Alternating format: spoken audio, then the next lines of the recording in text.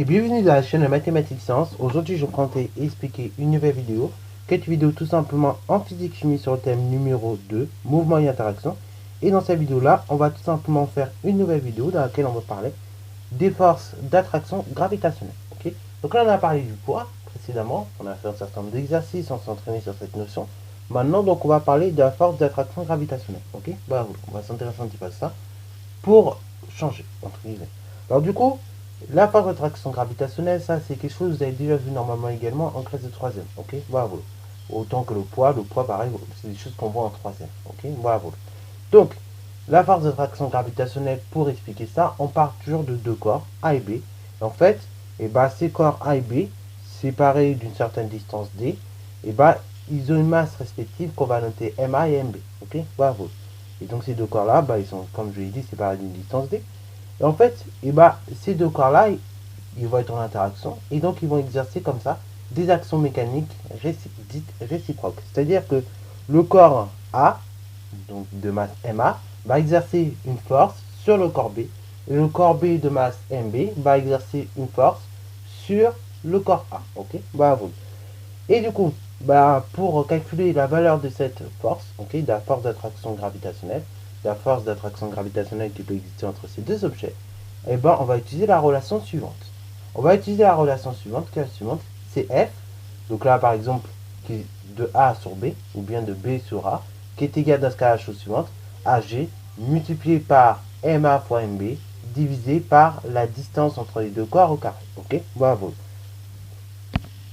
Alors, au niveau du coup des unités, qu'est-ce qu'on doit faire? Là, c'est quelque chose qu'il faut faire attention, parce qu'autant pour au niveau des unités, pour le poids, il n'y avait pas trop de soucis, ok? Il fallait juste bien comprendre la chose, et puis globalement, on s'en sortait bien. Là, pour les unités dans le cas de cette formule-là, il faut faire attention à quelque chose. Donc ici, G, c'est la constante de gravitation, ok? Et elle est toujours égale au même nombre, à une constante en fait, c'est 6,67 fois 10 exposant moins 11. Donc on disait ici, ou bien ici, là, donc on vous a donné également des newtons, des n fois n au carré fois kilogramme exposant moins 2. Ok, bravo. Bon, on peut dire également 6,67 fois 10 exposant moins 11, SI. Ok, bravo. Après, MA et MB donc sont en kilogrammes. Et la distance qui va séparer les deux corps, attention, elle n'est pas en kilomètres, elle est en mètres. Ok, bravo. Et la force du coup que vous allez obtenir est en newton. Donc là, en fait, toutes les choses sont dans leurs unités de base. Mais il faut faire attention parce que du coup, on pourrait dire la distance est en kilomètres, comme la masse est en kilogrammes, alors que c'est pas le cas. Ok, bravo. Donc faites bien attention à ça, parce que du coup, sinon, dans les exercices, vous allez être très vite piégé. Ok, bravo. Alors du coup, un petit schéma pour vous montrer un petit peu la chose. Hein. Bravo. Donc, vous avez deux objets, comme je l'ai dit, A et B, qui vont exercer chacune des forces l'une sur l'autre. Et donc, au niveau de la représentation de ces forces, il va se passer la chose suivante. C'est que l'objet A, comme je l'ai dit, il va exercer une force sur l'objet B. Donc, on pourra noter FB slash A. Ok, sa force qui est exercée sur l'objet A par la force exercée sur l'objet B depuis l'objet A. Donc, on peut dire ça comme ça, si on devait traduire ça comme ça. Et de même, l'objet B va exercer une force donc sur l'objet A, ok? Donc F de A depuis B, ok? La force exercée sur l'objet A depuis l'objet B, ok? Bravo. Et donc au niveau de la représentation des vecteurs, les deux vecteurs, comme pour des vecteurs finalement, quand on aurait eu des actions dites des actions réciproques, pour les vecteurs, dans ce cas-là, ce qui va se passer, c'est que les vecteurs, en fait, ils vont avoir des sens opposés. Les normes, c'est pas obligé que ce soit les mêmes. Voilà. Enfin, la norme du coup comme ça va être la même force du coup.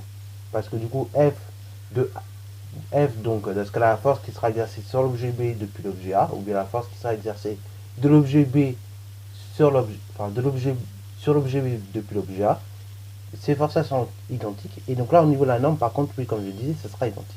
Ok, ce ne sera pas différent, ce sera identique. Ok, donc du coup on aura la même distance. Ok, voilà.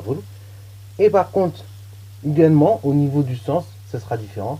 Au niveau de ton application, ce sera différent. Il y aura juste le sens qui diffère. Ok. Et la direction, j'avais oublié de vous en parler, c'est la même. Ok. On suit la même droite. Alors du coup, voilà, ça on peut le résumer dans un tableau avec les différentes caractéristiques.